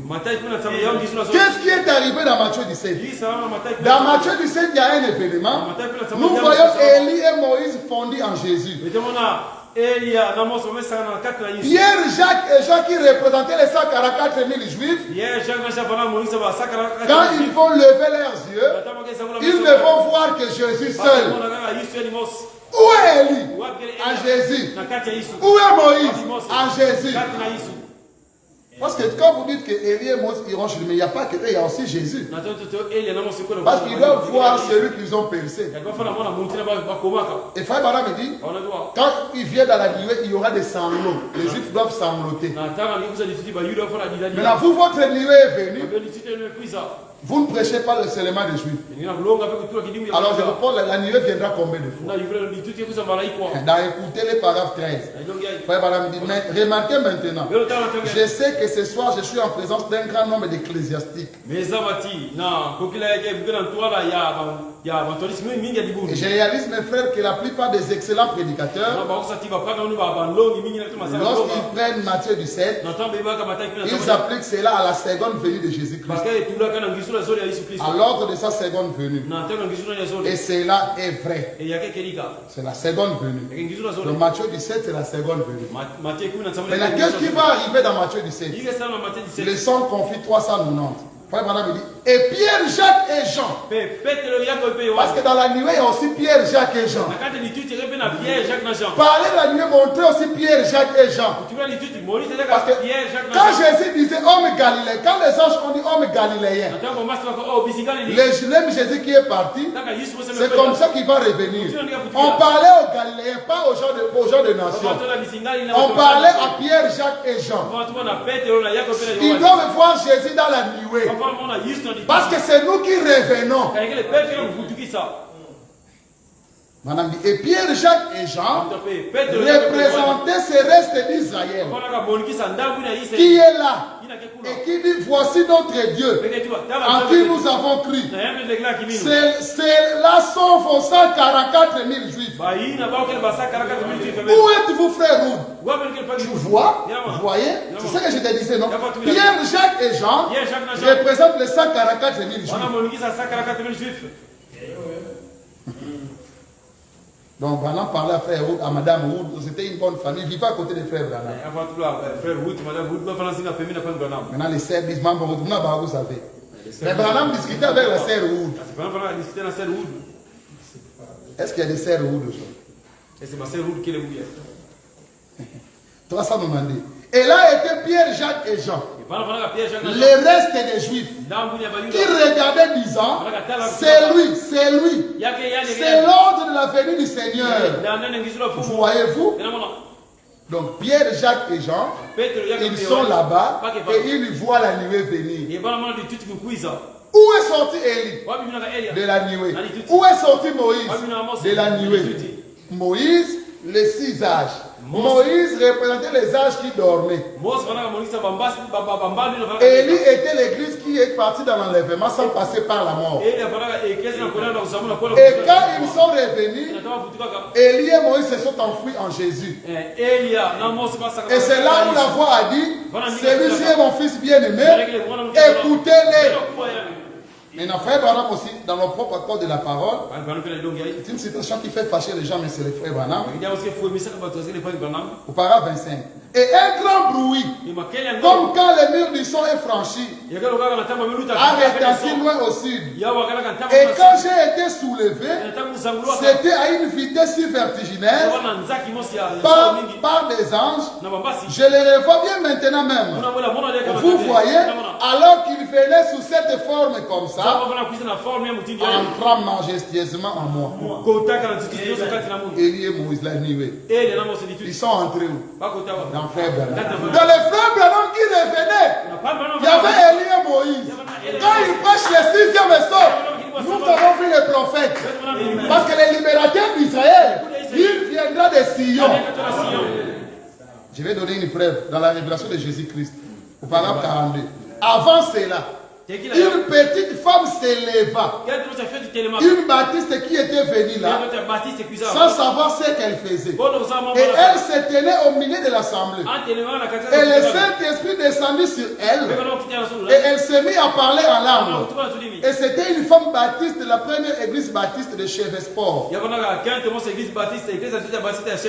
après, elle ne s'est pas rendue compte de ce qu'elle avait fait. Et avant qu'elle ne puisse dire quoi que ce soit, le Saint-Esprit donna l'interprétation, disant, ainsi dit le Seigneur, dans 3 mois, l'esprit de Moïse, l'esprit d'Élie et l'esprit de Christ sera à l'œuvre dans ce tabernacle. Et cela s'est parfaitement accompli. Élie, Moïse et Christ. Où est Élie? Dans la tente. Où est Moïse? Dans la tente. Le tout, c'est dans Joseph. Il ne s'appelle plus Joseph, il s'appelle Saflet Panéa. Et frère Branham me dit, aujourd'hui, le Dieu du ciel, il a pris un homme qui peut embrasser sa femme, rendre son repas du midi, mais il s'est tellement caché derrière cet homme. Ametuma kukisweka mwanima mtu Pour wa accomplir Luc 17:30. Sasa kulungisa Luka. Le ministère de Jésus réincarné. Sera Yesu na kwa kana nitu. Maintenant, je vais prendre Joseph. Je suis dans le 6 bits. 72. Et souvenez-vous, quand il a été rejeté de ses frères, qu'est-ce qu'il a fait? Il a pris une épouse des nations. Il a pris une épouse égyptienne. Quand Jésus a été retranché de ses frères, là-bas les Juifs, il a épousé une épouse des nations. Mais voilà que des années plus tard, après qu'il a eu des enfants, Ephraïm et Manassé, il avait une famille. Voilà qu'un jour, ses frères sont venus le visiter. Regardez bien, nous connaissons l'histoire. Ce n'est pas en vain que frère Branham se retrouve en Égypte. Il veut aller en Israël. Il se retrouve en Afrique. Joseph. Il se retrouve parce qu'il est. Branham est aussi couchite, c'est un Indien. Il se retrouve en Afrique. Il veut aller là-bas. La voix lui dit Branham, ce n'est pas ta place. Ce n'est pas toi qui dois aller là-bas. Sinon, ça brise les types. Joseph n'est pas retourné. Branham dit, voilà qu'un jour ses frères sont venus le visiter. Regardez bien, nous connaissons l'histoire. Il avait mis ce petit objet là-dedans pour qu'il reparte avec. Et il faisait semblant qu'il ne savait même pas parler leur langue. Il se faisait interpréter en hébreu. Alors qu'il était hébreu lui-même. C'était leur frère qui était venu. Ils ne l'ont pas reconnu. Il était un prince puissant. Et la suivante, c'est que frère Branham va déposer. Et en ce moment même, Christ visite les Juifs. Il guérit les malades parmi eux. Mais ils ne savent toujours pas qui il est. Branham parle à un moment, il dépose et puis il passe.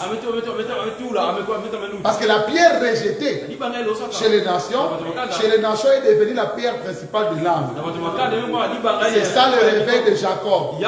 C'est Jacob qui est descendu vers Joseph. Et Jacob demandait, est-ce que mon fils vit encore?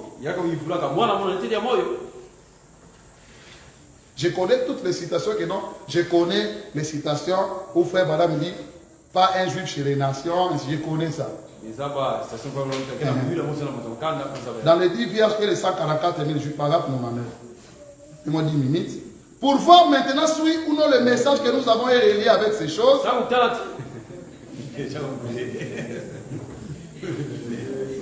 Donc tout ça, ça ne compte pas. On avait fermé les chronos. À peine une minute à côté. À l'heure même où, par une signature, Israël était reconnu comme une nation. À cette heure-là même, le même jour, le même mois et tout, j'étais à Greensmill en Indiana. Lorsque cet ange m'apparut et m'envoya dans le champ avec ceci, après qu'il m'eut rencontré à la rivière et qu'il m'eut dit ce qui est arrivé, il m'envoya 11 ans plus tard, à l'heure même où Israël était reconnu comme une nation. J'ai recevé ma commission. Tout cela est relié. Maintenant, je prends la question des gens. Question et réponse sur le sceau, paragraphe 34. Frère Branham, d'après ce que je comprends, et lui doit venir 3 fois. Vous nous dites qu'il est déjà venu 2 fois. Et qu'il reviendra. Or, la personne sur laquelle reposera l'esprit d'Élie sera-t-elle aussi du nombre de 2 témoins Moïse et Élie là-bas? Le frère Branham commence à répondre. Non, non. Ce sera un homme des nations. Voyez-vous, pour l'église des nations, ce que Dieu envoie, c'est toujours à leur propre peuple. Vous voyez, il est venu chez les siens ne l'ont pas reçu. Il envoie toujours au ciel le message de l'heure. Quand Dieu a traité avec les Juifs, il n'y a pas eu de prophètes qui sont venus des nations. Quand Dieu traite avec les nations, il n'y a pas de prophètes juifs. Les pasteurs l'ont lu. Quand Dieu se tournera de nouveau vers les juifs, il n'y aura pas les prophètes qui viendront des nations. Vous voyez ce que je veux dire? Très bien. Maintenant, frère Branham va prendre une autre question. Parce que les prédicateurs se sont arrêtés là. Les trompettes sont d'une façon surnaturelle. Branham prend une autre question. Après que l'enlèvement aura eu lieu, il s'arrête. Il revient. Paragraphe 337. Alors, il y a une période de chevauchement. Et les pasteurs ne l'ont pas lu. Entre les deux, il y a un chevauchement. En passant d'un message à l'autre, il doit être introduit comme ceci. Voyez-vous, comme je l'ai expliqué, vous voyez, comme Paul était juif, mais c'est lui qui a porté le message chez les nations. Comme Paul pour les nations. Et ainsi de suite, très bien. Il s'arrête. Je ne sais pas si son église avait aussi compris. Il est passé. Maintenant, les frères qui disent non, frère, c'était juif. Je vais vous lire que Branham était aussi juif. Dans l'infaillibilité de la parole, parler de Dieu. C'est frère Branham qui parle, le paragraphe 5. Le frère juif. Eh bien, s'il y a un juif ici, ce n'est pas ça mon intention. Mais je peux vous dire que moi aussi je suis un juif. Parce que Paul aussi qui parle au tribun, il est juif. Mais lui dit je suis aussi romain. Parce que Branham a prêché comme Paul. Montrez-moi comment Paul est devenu romain. Parce que de même que Paul a amené l'évangile aux nordistes, il s'appelle romain. Je dois chercher ça dans la Bible. Paul est romain. Branham vous dit je suis aussi juif. Si je vais trouver ça. Allez. On termine.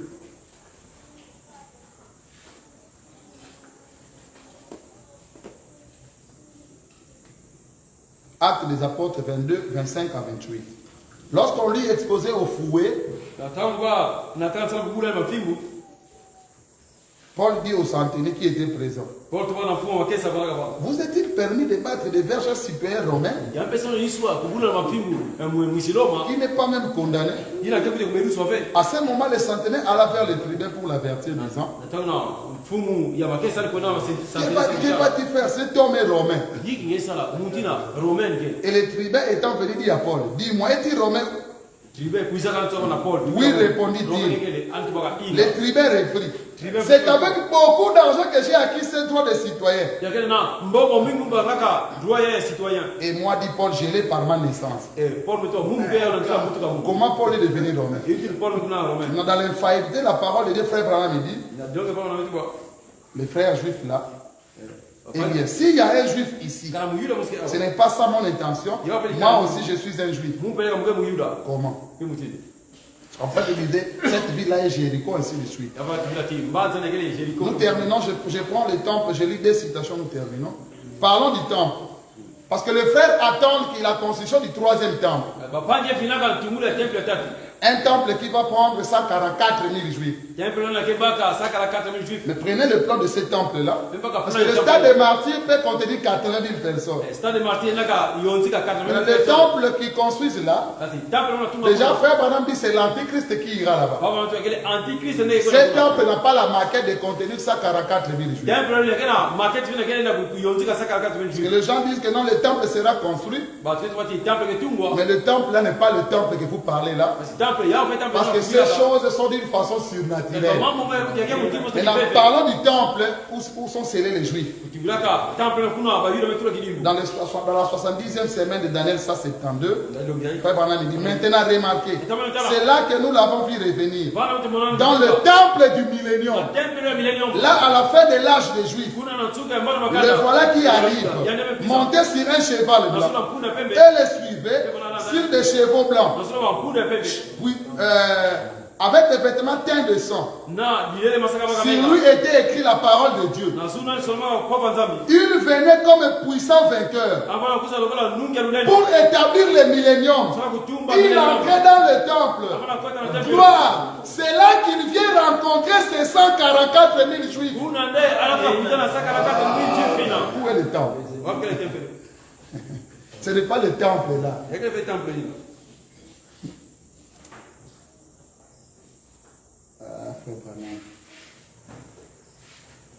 Je dois vraiment m'arrêter. Donc, en un mot,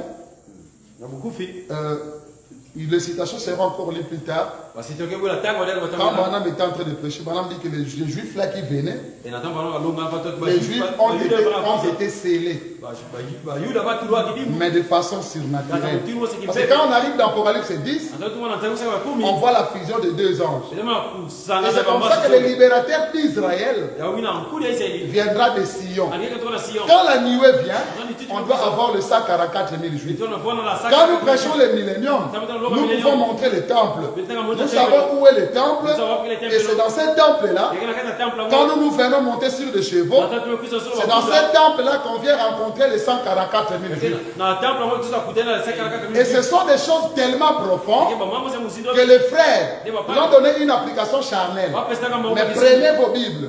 La Bible dit que les deux témoins, ils vont mourir dans un endroit qui s'appelle dans le sens spirituel Sodome et l'Égypte. Il n'y a aucun endroit en Israël qui s'appelle Sodome et Égypte. Mais moi, je peux vous montrer le signe de Sodome. Là où Elohim est venu discerner les pensées du cœur, je peux vous montrer l'Égypte. Frère Branham me dit l'Égypte aujourd'hui, les États-Unis d'Amérique. La plus grande puissance de l'air. C'est là où on a tué Élie et Moïse. Voilà pourquoi le frère Branham dit j'accuse cette génération d'avoir crucifié le Christ. Donc, quand vous voyez le Christ, vous voyez Élie, vous voyez Moïse. Voilà pourquoi frère Branham me dit en ce moment même, Jésus est en train de visiter les Juifs, mais ils ne savent pas. Et ces Juifs ont déjà été scellés, mais de façon surnaturelle. Remarquez, pour les nations, Dieu traite avec nous individuellement. Mais pour les Juifs, il les traite comme étant une nation. Frère Branham me dit, lorsqu'un rabbin seulement croit, c'est tout Israël qui est sauvé. Que le Dieu vous bénisse. Amen.